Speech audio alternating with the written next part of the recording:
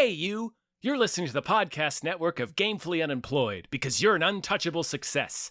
To support us and gain access to great exclusive shows like our brand new Supernatural watch-along Himboos, head over to patreon.com/gamefullyunemployed. You'll also get your lucky little mitts on hundreds of episodes of our other exclusive shows like Tom and Jeff Watch Batman, Star Trek The Next Futurama, Spiel Boys, and the complete series of Fox Mulder is a Maniac. We do movie nights, game streaming, regular mini-series and surprise shows, and you can even commission your own podcast about anything you want, within reason. You have nothing to lose and everything to gain by heading to patreon.com/gamefullyunemployed. That's patreon.com/GAMEFULLY unemployed. Probably don't need help with that word.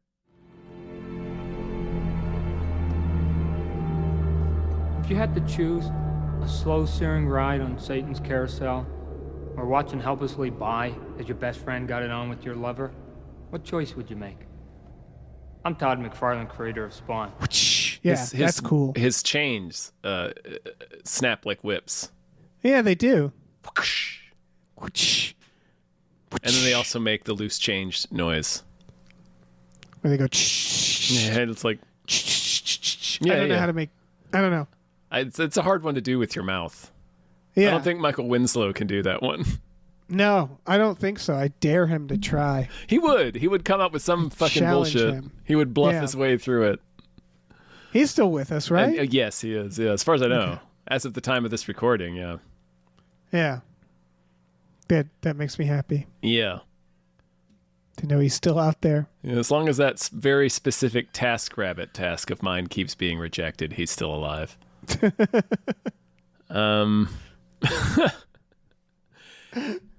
Dave, I'm so glad you're here. I'm so glad you've decided to join me here today. Me too. Because I got to tell you, it's time for another thrilling episode of You and Me Watch Spawn. Spawn! Spawn! No rest. No peace. No rest. No peace. Mm-hmm. That's what this is called. This episode. The episode's called No Peace? No rest. No rest. Peace. No peace.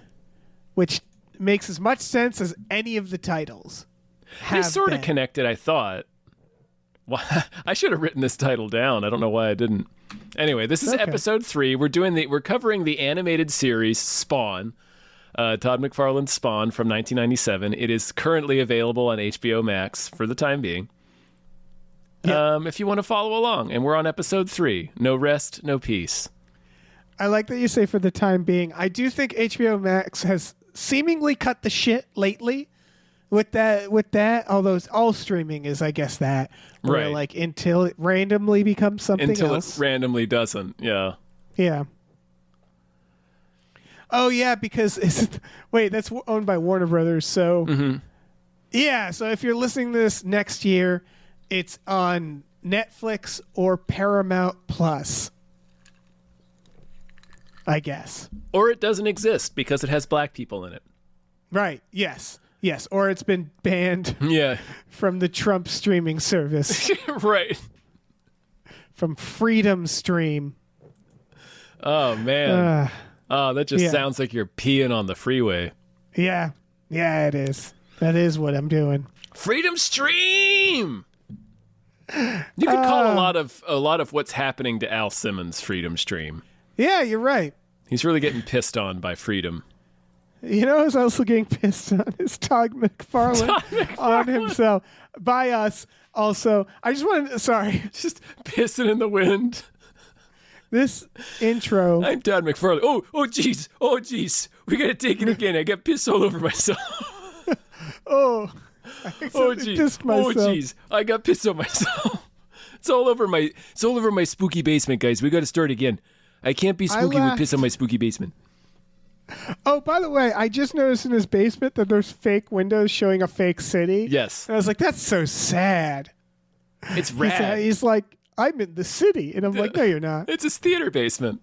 Yeah. It's his theater dungeon basement that looks out on the skyline. It's an impossible building. I love it. It's his Castle Grayskull. This intro made me laugh so hard that Hannah came in the room to be like, what's going on? And I had to show Hannah this, and Hannah said, "Oh, is this like a Garth Marenghi situation? Is this like, is this like a sketch? Is this like supposed to be funny?" And I had to be like, "No, it's not." I was gonna say, those are two different questions. Yeah. The answer to is this a Garth Marenghi situation is yes. Yeah, you're right. So, like always, also if you're familiar with Todd McFarlane's little Spawn openings being memed, or I think this is the one that is most often referenced is this intro, because this, by the way, it is completely insane what he says. This was the moment that I realized, the internet probably knows about this. Oh, yeah. Because I was like, I need to capture. I was literally ready to capture it and like put it online to be like, have people seen this? And I was like, I bet people have seen this. People have seen this. Oh my gosh. So we start in Todd's spooky art basement, his art dungeon. He's still drawn in the dark with all of his parts. He's got various boxes of parts, Spawn parts, Violators parts, Clown parts, Todd's toys. Yep. Could mean anything. Could be a vibro.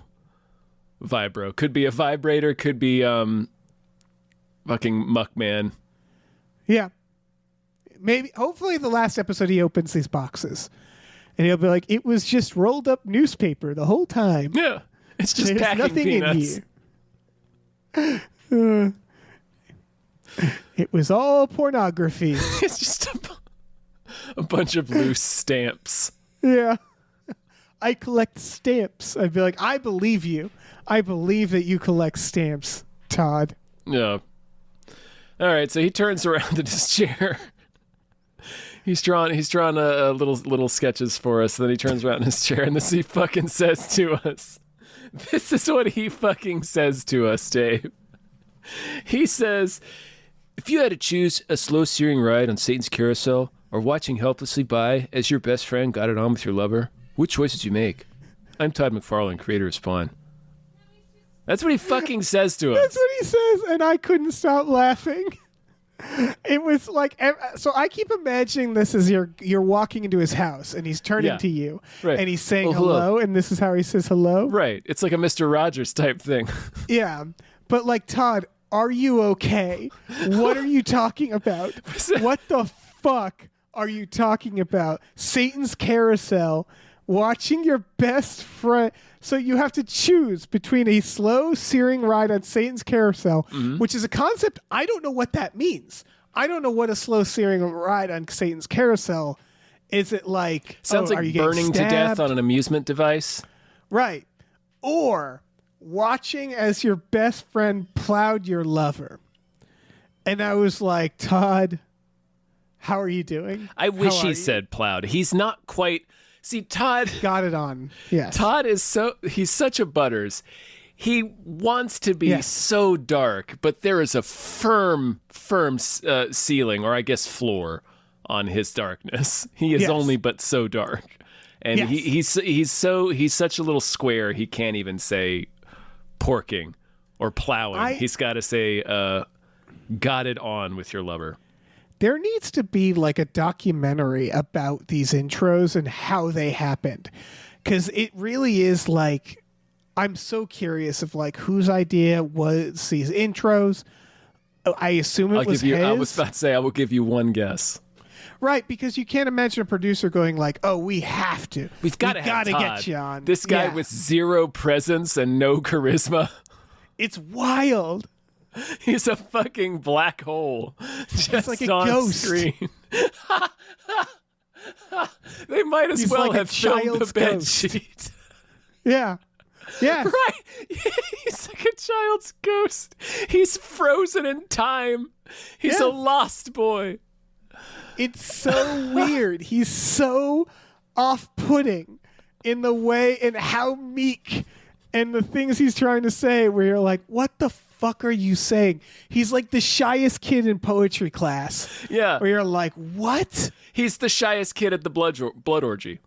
Yes, he is. Like, he's Mulder in the Vampire Club. He's like, he wants to be really dark.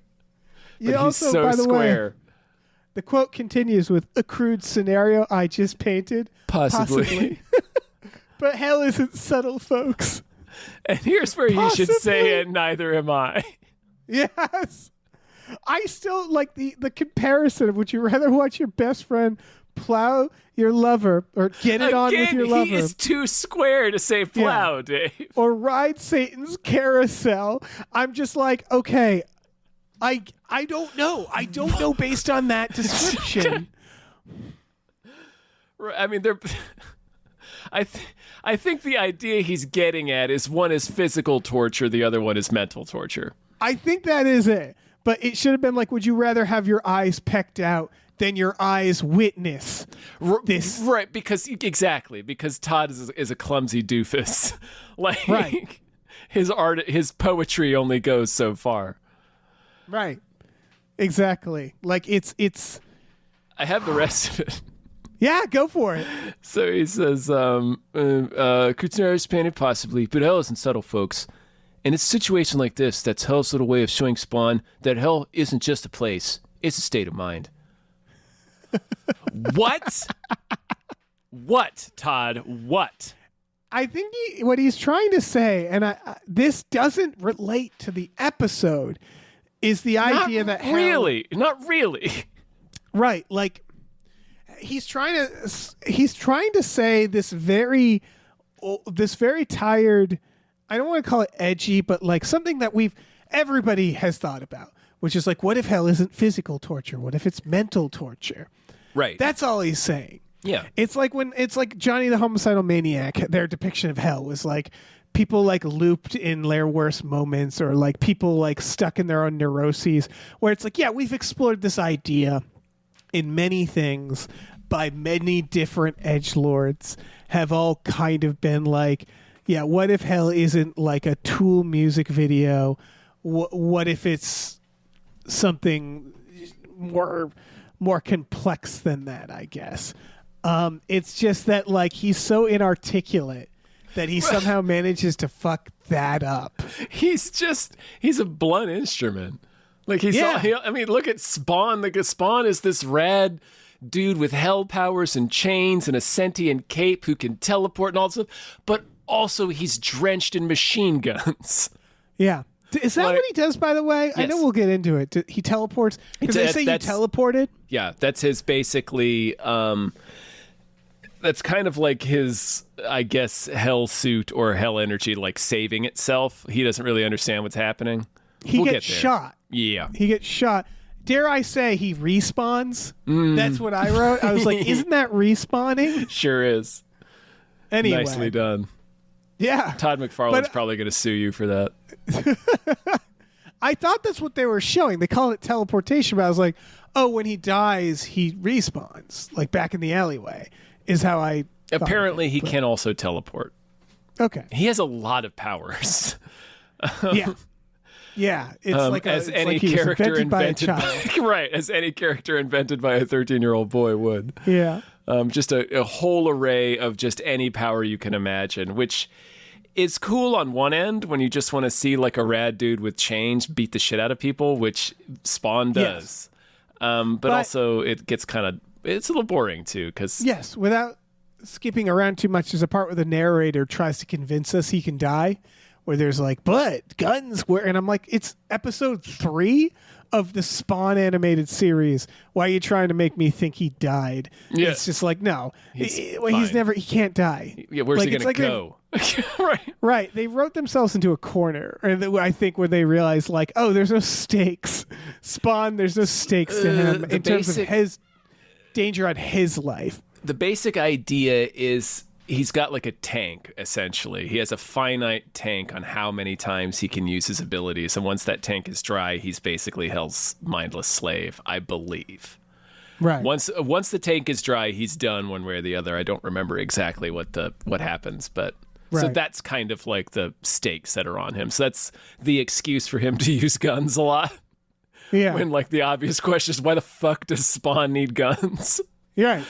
Yes, the scene where I joked, I wrote a joke like, oh, he's going to get guns. And it was like, wait. He does. He's going to get guns?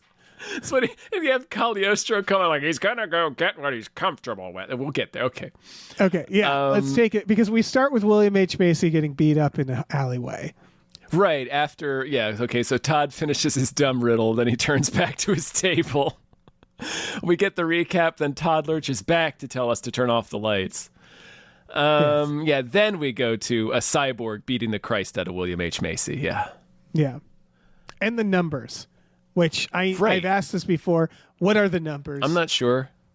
Okay. I'm not going to Google it. I think it's some kind of countdown. I assume it's probably similar to like the numbers in the Dark Tower or something, where it's some sort of prophecy or countdown or some shit. Sure. We're not supposed to know what they mean. I'm certain.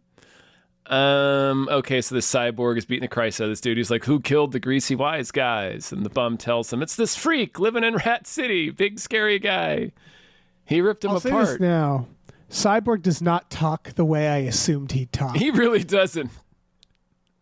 He doesn't talk the way that he talked in the scene we met him in. Yeah. It's like, who killed the greasy wise guys? What? What do you... This guy was like talking like Spock sarcastic? In the last episode. Yeah. It's real weird. It's like he spent the weekend watching shitty comedies from the 90s.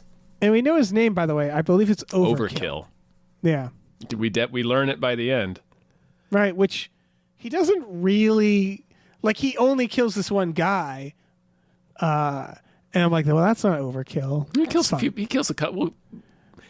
people in pretty incredible fashion later. We'll get. Oh yeah, I'm just saying he doesn't go around killing everybody. He comes that's fine. Like a big, like a 10-foot cyborg named Overkill. Yeah, you'd think he'd get a little bit more Ed 209 with it. Take some more buildings down, which he does later. Yeah. But I like in this part where he's roughing it up. They cut to a shot like above the alleyway, and they show a rat pass by, look at what's happening, and go like, "Not my problem," and then scurry away. Right. We see a rat decide not to intervene. I'm not going to call the police. Yeah. Not doing that. Not dealing with that at all. I'm not getting involved. I don't know what that is. Humans are weird. Nope. So, yeah, he's like, he's a big scary guy. He ripped him apart. You really seem to enjoy it. Well, he shot the last guy. So anyway. Yeah, he rips off his arm and uses it like a pen. He sure basically does. Yeah. It's like, you sure this, cool. You sure this guy killed my employer's man? The bum says, yeah, can I go now? He's like, 1 sec, I gotta borrow something. He rips his arm off, starts painting with it. We get a Spawn cape wipe to Cagliostro talking some more. Spawn is parkouring while Cagliostro is rambling on about how Spawn's choosing a home. Like, Spawn's chosen the alley. He keeps coming back there, although he doesn't understand why. Right. Spawn alights down on the Council of Bums investigating the crime scene with the dead bum with his arm missing. The wall says, Hero of Midnight, be waiting in arm blood. Yep. Bobby, who is the leader of the Spawn's Gotta Go division of the Bum Council, is like, you see what you brought us? And then Garbo, I think is his buddy's name. I forgot. But he's like, it's horrible. We just watched as he tore him apart. And Spawn's like, one dude? And Bobby's like, yep, big as hell. Weapons coming out of his arm, and he has like this rad eye. The bums are freaking out. Understandably, a mechanical demon ripped their friend in half. Right. They hear clanking, and then there's an explosion, and Spawn gets knocked the fuck down. Cyborg Overkill appears, and he says it's exactly 12 midnight in Nairobi. Right, which again, I wrote, why are you so fucking cheeky, Cyborg? I don't know. You're like the Joker. I guess all the cyborg murders got to his head. Right. Like, this is like something the Joker would do. Yeah. This is like a Joker line. Mm-hmm. I do appreciate the writers being like, you know what? Let's just get right to it. Yeah. Fuck it. Yeah. It's episode 3. He needs to fight a supervillain now. Yeah. He needs a boss fight. So he's taunting Spawn because he bushwhacked him with some rockets and Spawn's down. He's like, tell me you're not the guy who took out Tony's men. Tell me it's somebody with some balls. And not some no-talent asshole in a F-slur outfit. F-slur. I was like, whoa, overkill. Overkill. No. Cool. I'm disappointed in you, sir. Yeah. Jesus. Just, boy, everything about that line, it just dragged me back to 1997. Oh, yeah. And again, it's like, I don't know. This is weird to say, but I'm like, a cyborg of all people should be better than this, where I'm just like, why do you have to be homophobic? You're a cyborg who's giant. You don't have to be anything. He's a dirtbag cyborg. His name's Overkill. Yeah, it's fine. Spawn is getting his ass beat 10 And Yeah. Cagliostro hops on the mic to say, Spawn resorts to his survival instinct and starts remembering how to dodge gunfire. And he starts rolling around from bullets and rockets from Overkill's arm cannon. Overkill blows up the alley. It's pretty rad. A fire escape collapses and just crushes this old couple. Did you see that? Yeah. So yeah, he's got 3 bodies to his name. They fuck up this alleyway, and the cops are like, they not our level it, problem. and the cops do not look into it at all. No. They like it's like a demolition. They leveled a block.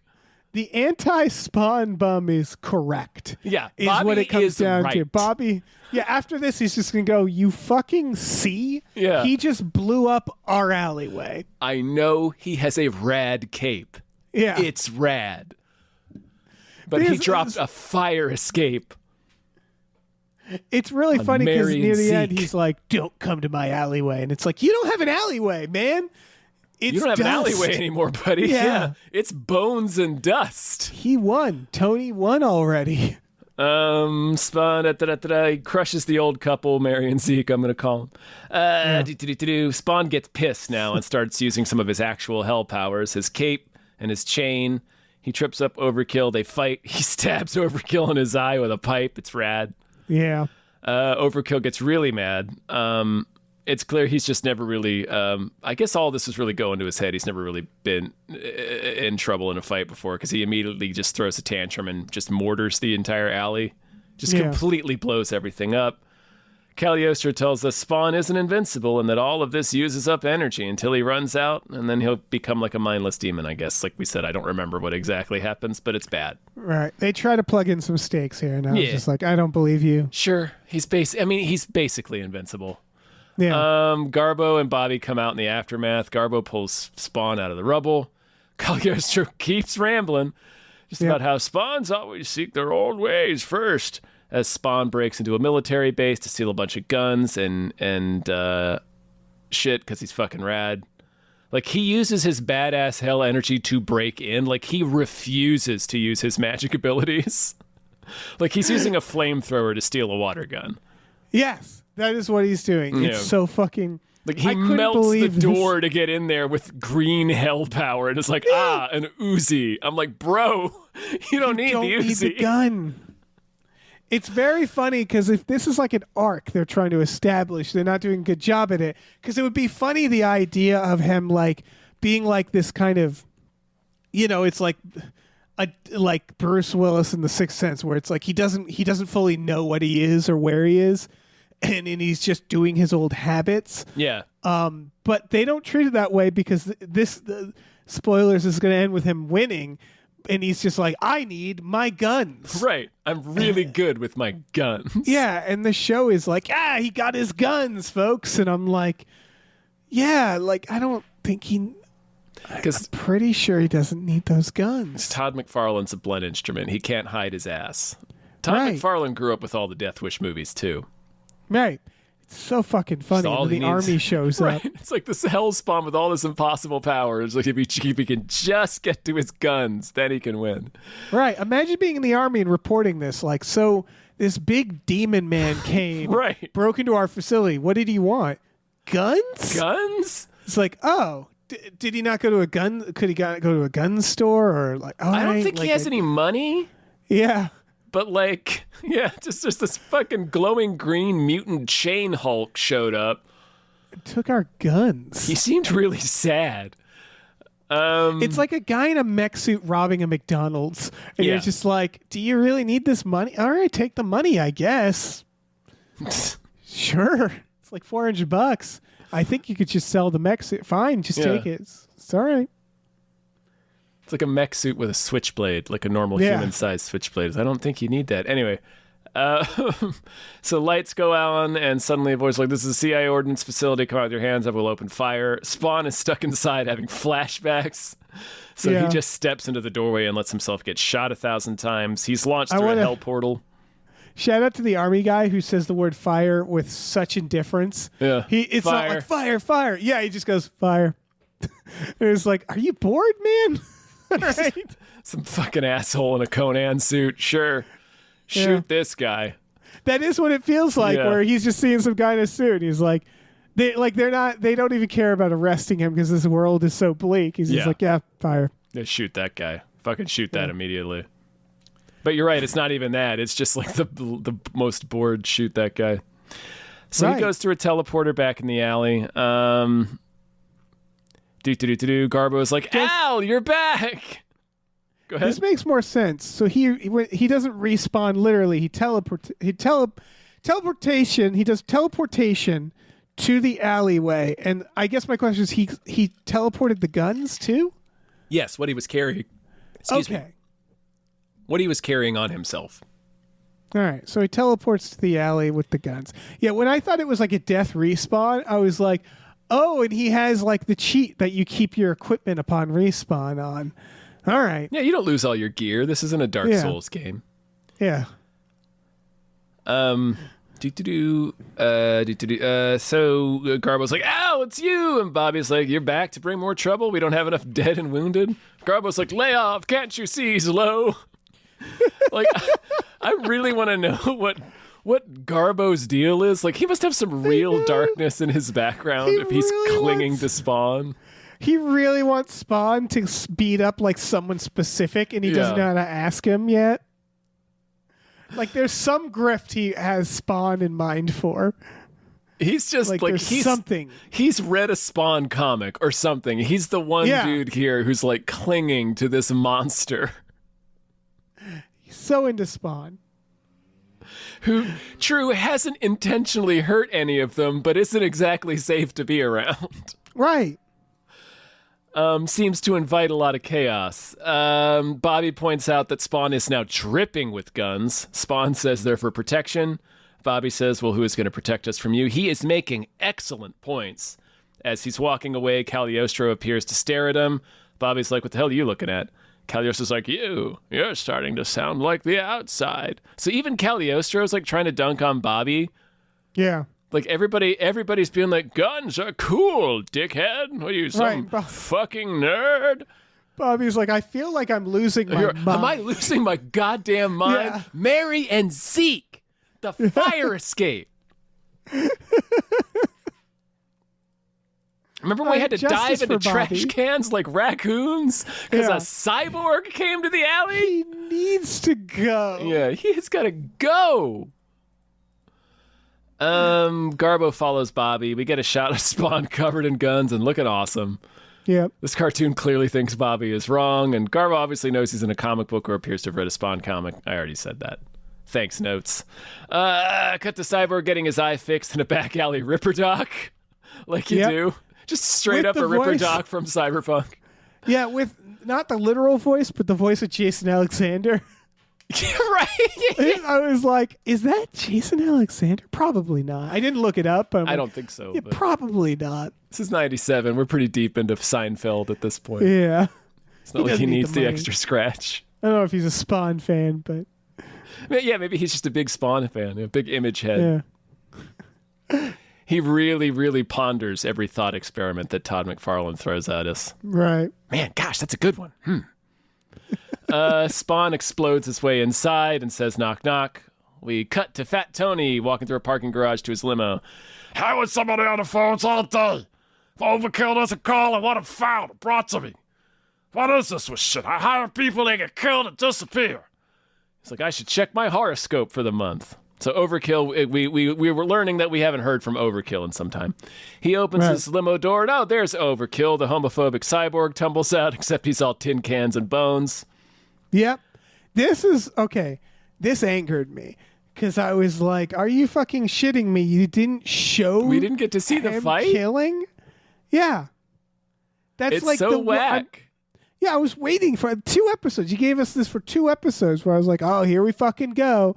And don't get me wrong, the aftermath is hilarious. It's pretty rad, he clearly humiliated that cyborg. Fucking embarrassed. That's why we didn't see it, is he embarrassed him too much. Like, it's just, he's disassembled him. Right. But yeah. It was wild that they didn't show this. He's like he's the box of spare Legos. Is what Overkill has been reduced to. His eye, he even swapped his eye. Like, his cyborg eye is in the wrong socket now. Yeah, there's no way he didn't piss in all that pile too and take a dump in there. But it was just like, you yada, put one of his finger bones up his butt. Yeah. it's a bold idea because I gotta say, this goes back to the stakes problem where like when he first attacks him, they're like, ooh, Spawn he's vulnerable, but he's not so vulnerable that we're even going to show the fight. You know what I mean? Where it's like the fight was so easy that it wasn't worth showing.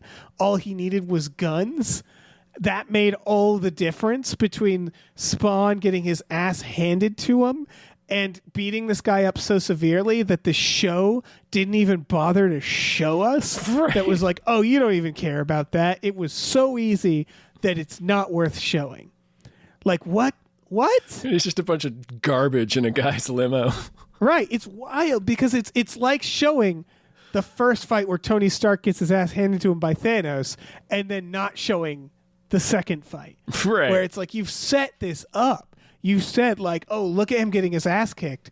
Man, he's really going to let him have it. But they don't even fucking show it. Pretty wild. Maybe at the time they thought they were being like, well, you know, this is a grown-ups superhero show. It's not all about fighting and guns, even though it is all about fighting and guns. Right. It's just really funny to not show Spawn win and to set up that this guy is going to be a tough opponent. Yeah. Like they set up specifically like this fight is going to be brutal. And we just don't fucking see it. Spawn's ass. Yeah, and it seems like all Spawn did is shoot this guy. Shoot him a bunch, yeah. Well, like, what if I blow him up? Good idea, Spawn. Yeah. You can try that. It just, I get what you're saying where it's like, I feel like they were trying to like do something here. Yeah. But they fucked it up, I think. It's anti-narrative in a way where I'm like. It is, because we already had 2 episodes of that. We had 2 episodes of them like teasing, don't worry, he's going to be Spawn soon, but not quite yet. He kind of sucks at it. He sucks at being Spawn. Right, and spoilers, there's 15 more minutes of this episode that seems like it's like, this episode, they don't know where to end episodes. I feel like it feels like it ends in the middle of plot lines now. I remember that from watching it as a kid when it was on too, that it would feel kind of sometimes abrupt and a little random when the episodes would end. It feels like maybe they thought they were making like hour-long things, and then HBO was like, no, these are half hour, and they're like, oh shit. Like it feels like that because they could have made the next 15 minutes Spawn fighting this guy. Do like this big elaborate fight through the city or something. They could like give us something. But they went with the much darker storyline, the child killer storyline, which they just insist on having. Yes. They're like, you don't want to see this fight. You want child molester stories. Fucking hell. All right. So yeah, we do. So Spawn. Okay, yeah. Overkill tumbles out of Tony's limo. Tony says, "Overkill, son of a bitch!" And Spawn says that he was, and then blasts all of Tony's men. And he's like, "But then again, so are you." And he tells Tony to stay out of that alley forever. Your business there is done. You understand? Whatever wild hair you had up your ass about that alley is officially plucked. I'm like, hell yeah, Spawn, you rule. Yeah. Tony says, you destroyed my men. He said they were doing bad things, but relax, I'm done killing them. But if they come back, I'll come back here to pay you a visit, and it won't be as pleasant as the one I paid your hired cyborg. So he tells Tony, you work for me now. All I want is peace and quiet. Tony agrees. Spawn says, and who am I? Tony says, I don't know. Tony says, that's right. And let that little mystery keep you up at night.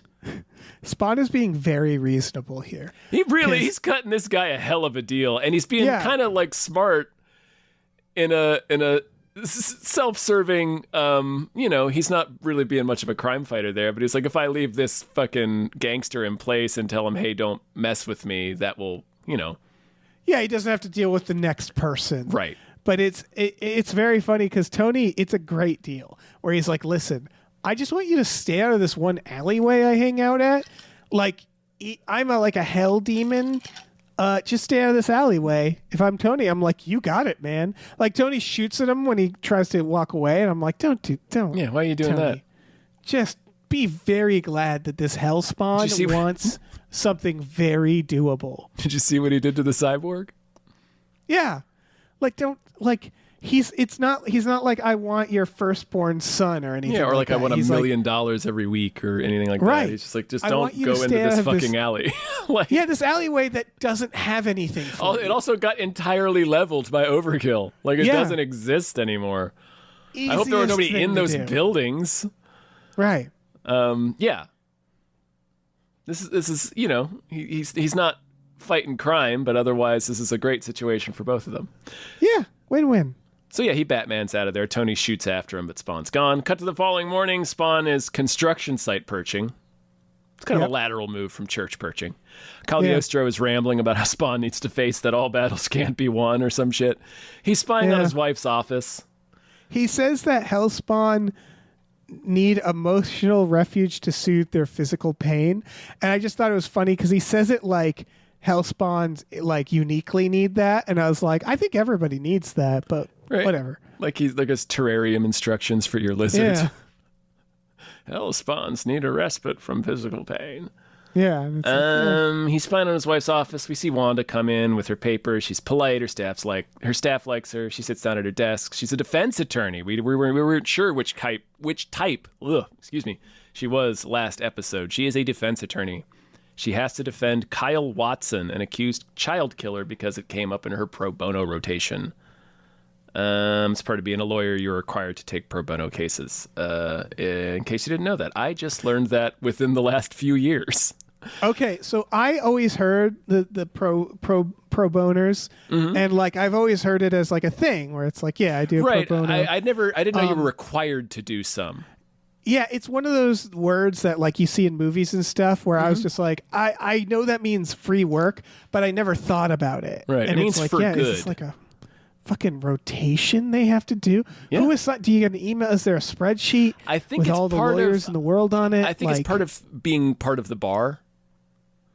Like it's I guess it's so. like maintaining your bar license, so to speak. I think this is me, a person speaking very ignorantly about it, but I know you're required to do pro bono cases as being a lawyer. Part of being right. a lawyer. It's like in movies what a priest says when I was in seminary. I know that means a school. I know that means preschool. Yeah. Right?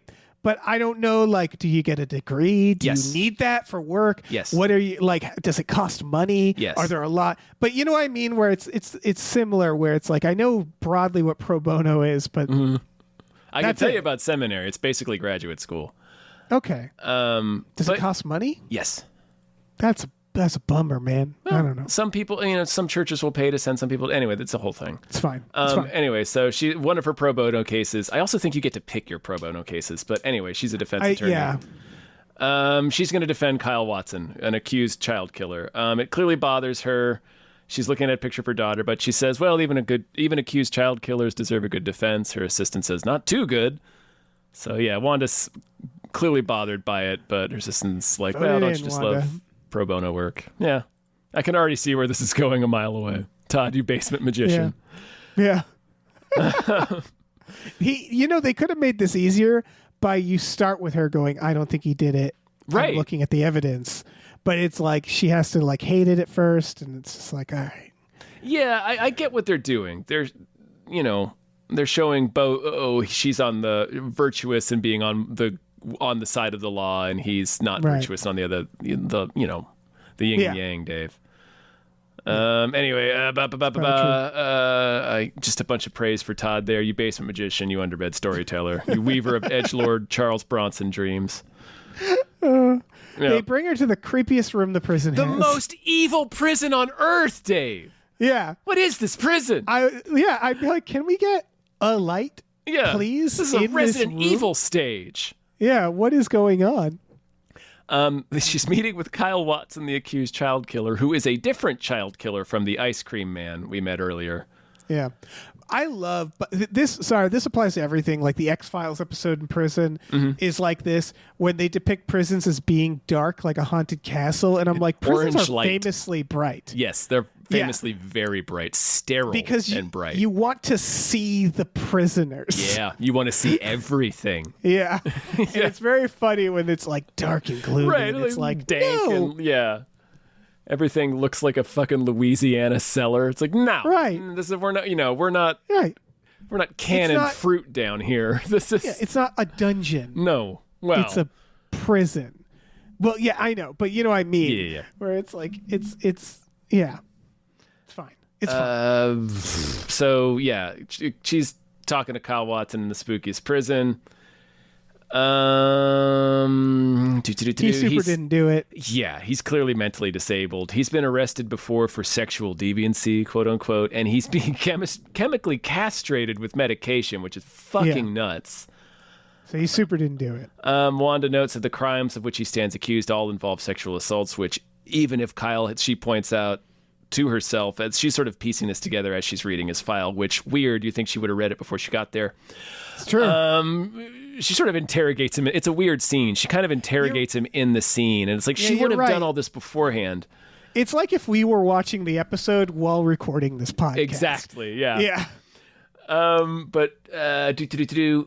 She points out that even if he had stopped taking his chemically castrating medication, it would have taken months to work its way out of his system, but they somehow found his DNA and semen at the crime scenes, ergo somebody planted it there. It's physically impossible. Yeah. So it's clear he's being framed, and we know, she doesn't know, but via dramatic irony, we know that Jason Wynn is behind this. He's framing this other guy for Billy the Ice Cream Man. Cut to Wanda's house that night.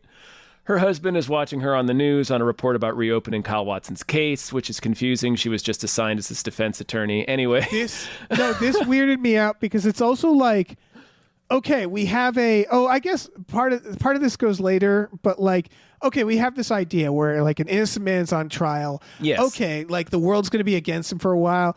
And this feels like it gets resolved in this episode in 15 minutes, where at the end the DJ is like, gonna play some big band sounds, but first, it looks like that child murderer is innocent after all. And you're like, what it's so weird. Like, she's his attorney. Why are you gonna have this plot line? Right. Yeah. It's like he's going to trial.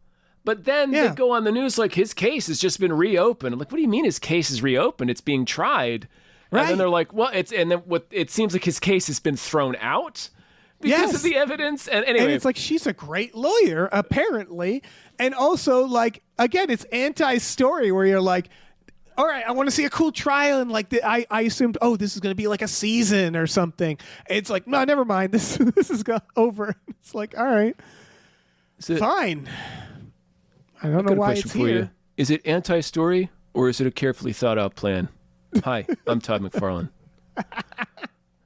So this is where we get Spawncock, right? Oh yeah, in a second, yeah. So she says a couple of things. It's turning into a scandal, basically. The news reports that she's on the news. She says the toxicology report basically exonerates Kyle. Physical evidence can only be planted basically by police.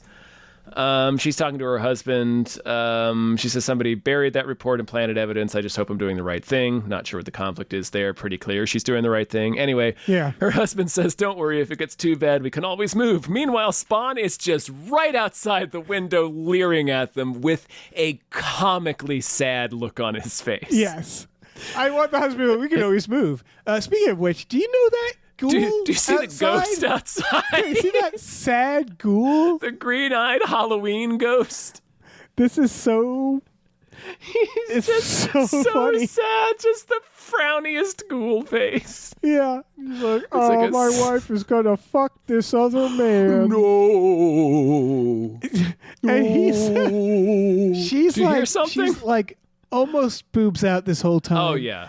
It's so funny because she's like, this child murderer case is really getting in her horny. open nightgown with visible nipples. It's like, Todd Mcfarlane. Settle down. And I one think of them says, it was so upsetting to her earlier, she couldn't stop touching the photograph of her daughter while discussing it, and now she's just like tits out talking about the child murder case. So into it. Trying to get him to bed. Like 10 seconds later, she's like, anyway, come to bed. No, he says something about not making sense. She replies, want to know what makes sense? I'll have to show you. And I'm like, that's not a pickup line at all. I don't know what that means. Doesn't mean anything. That's not a reference to anything. That's not a pun. That's not anyway. Yeah. But yes, if you're him, you go, I want to see what makes sense. Yeah. Sure. I mean, I can compartmentalize child murder immediately. Doesn't bother me at all. We get like the ghost fucking sequence where it's like weird and haunting. Yeah, he like cuts to comically sad. Spawn outside, remembering the sex he used to have with Wanda. Thunder rolls. He says, I love you, Wanda. I love you, Wanda. When it's all over, I wrote, Todd, are you okay? Are you okay? Oh, that's what he was talking about at the beginning, is watching your best friend get it on with your lover. Yeah. It's hell. All right. We're seeing both prisons for Spawn. He's being like, he's getting the physical ass whipping and he's having to watch this. Yeah, he doesn't have to watch No. it. He doesn't need to be crouched in the bushes. He is crouched in the bushes of a very suburban house. This mutant hellspawn barbarian is just crouched in the bushes outside this fucking suburban house weeping. All right, Todd, it's like, imagine someone bringing this up. Like, you know how hell is kind of like when your best friend starts dating your girlfriend and you have to watch them outside your window. You'd be like, oh, you're doing badly. I see. Like, you need someone to step in here. Something very specifically happened to you, huh, Todd? Yeah. Like, he is Or you not, have a no very one is specific making him watch interest. Do you have a very specific fetish? Right. The clown wasn't like, watch as this happens. No. Nobody made him do this. Yeah. He took a bus here to He's watch doing this to himself. Yeah. Yeah. Yeah, so he says, I love you, Wanda, to the gutters of the house Really that sad. his best friend is boning his wife in. Yeah. We cut to a roadhouse topless bar. Frank Miller, topless waitstaff, strut around. Yes. Really taking a page out of Frank Miller's book. As a hooting and hollering crowd watches exotic dancers, a thug in the back is doing some steady drinking. His pager There's a goes Street off. Fighter there. Yeah, there's a few Yeah. Street Fighters here. Yeah. The Street Fighter's pager goes off. He gets up and goes to the bathroom to make a phone call. The guy on the phone is Win. This guy's name is Chapel. The Street Fighter's name is Chapel. Got it. They're playing disco music while a chick is getting fucked on stage. By two hot think. cops. Yeah.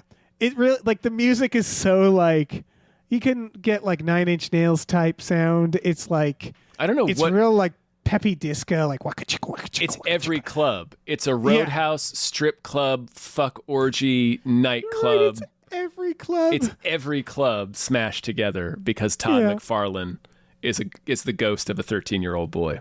Yeah. It's Chapel. Okay, we learned this guy's name is Chapel. Wynn wants him to obliterate a weapons shipment going to North Korea and make it look like Peruvian terrorists. Cool. Chapel says Wynn's Sure. the hop because he's cool and this is the 90s. And Yeah. Todd McFarlane's a nerd. Wynn says, tomorrow morning. Chapel says, I don't like a lot of downtime. Wynn says, so get a hobby. Chapel Yeah. stalks back out to the dance floor where two hot cops are boning that lady on stage. Yep. Yep. Some guy in the crowd, this Australian scumbag, grabs his So he's date's boob. Australian. Yeah, it's a reveal. I shouldn't have revealed that yet. I was It's going to just- say, his accent yeah. Yeah. It's some scumbag grabs his date's boob. She takes his hand off. Chapel just shows up, stalks over there, grabs her by the wrist, and she just is delighted to see him and stands up and walks away with him. It's like the Australian is a scummy guy. Yeah. But you can't help but to be insulted by this situation where you're a douchebag, but then just another douchebag is clearly hotter than you. And she's Right. like, oh, yeah, I actually like douchebags. I just don't like you. Right, he's a way better douchebag. Like, he's Right. much more valuable in the douchebag area. Like, he's clearly an S-tier douchebag. Right. That's the thing is like, it'd be one thing if he was like, get your hands off of her. I'm a nice guy.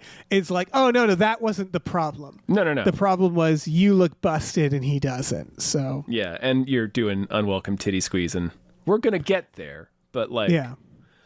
Anyway, Yeah, that's true. He's like, Chapel just says to her, you're coming with me, and she's like, yes, I am. Yeah, he kidnaps her, and she's like, yes, I agree. Obviously, yes. Yeah. Her date's an Australian scumbag. He's like, hey, where you going, mate?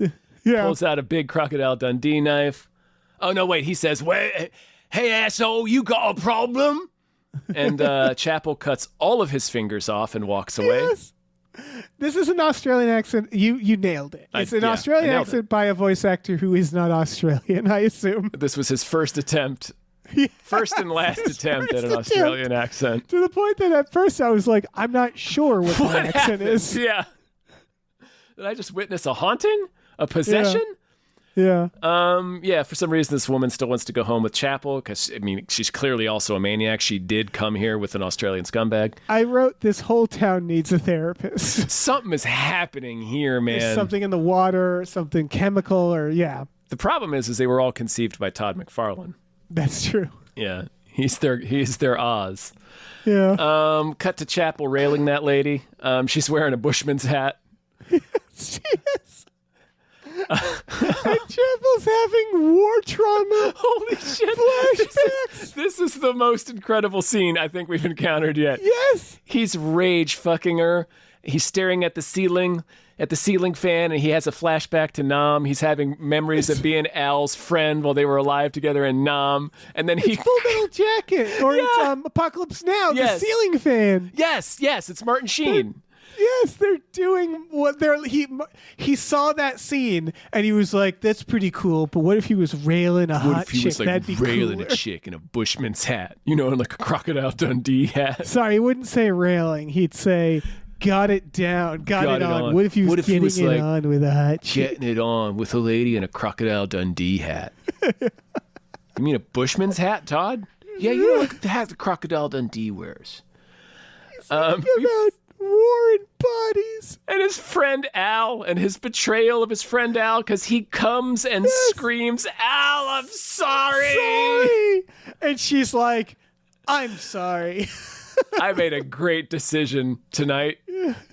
Yeah, she says nothing, but one assumes the moment like things calm down, she's like, "So I got a place I got to get to." So I gotta go. Yeah. My sister's actually coming into town. I gotta go pick her up at the airport. Yeah. Oof, I'm actually late for that. Oh man, yeah. But yeah, so he screams, "Al, I'm Sorry about sorry," Al, I at the guess. ceiling when he's coming. He clearly killed Al. Yeah.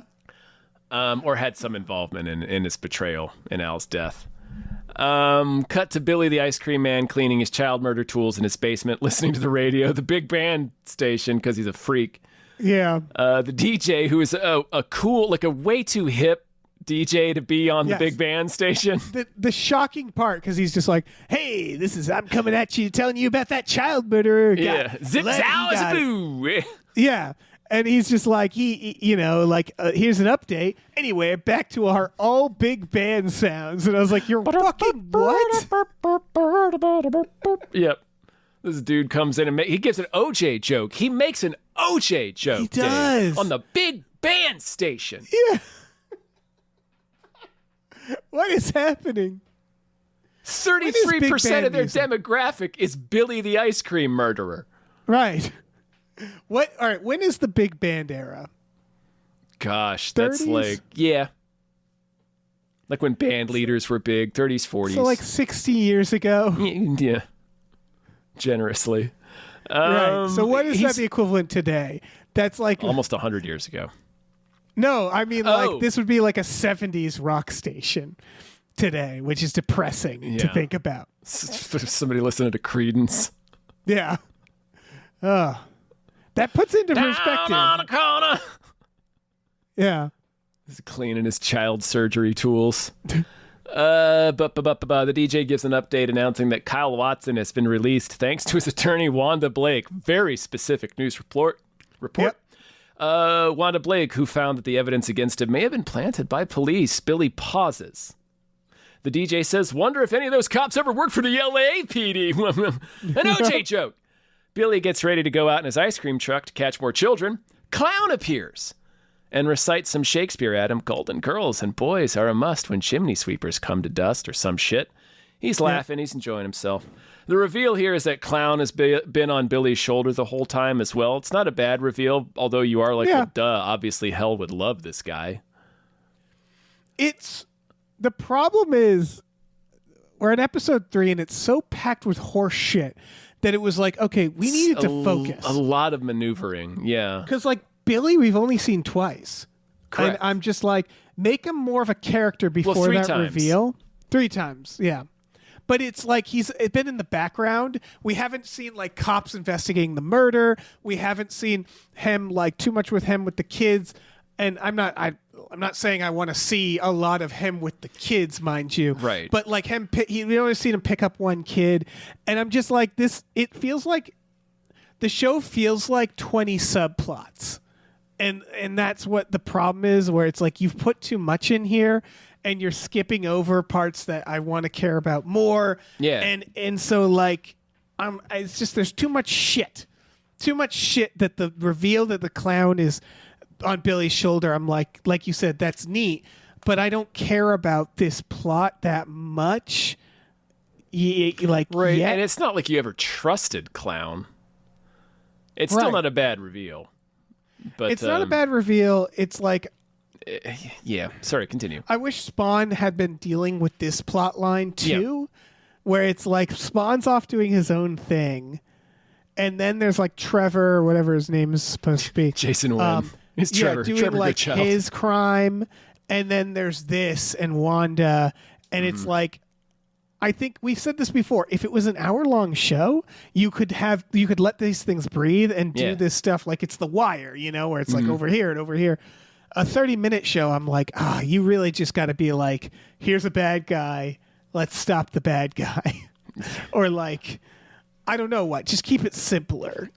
Yeah, or pace it out differently. I don't know. Yeah. Anyway, that's the sode. That's the end of this sode.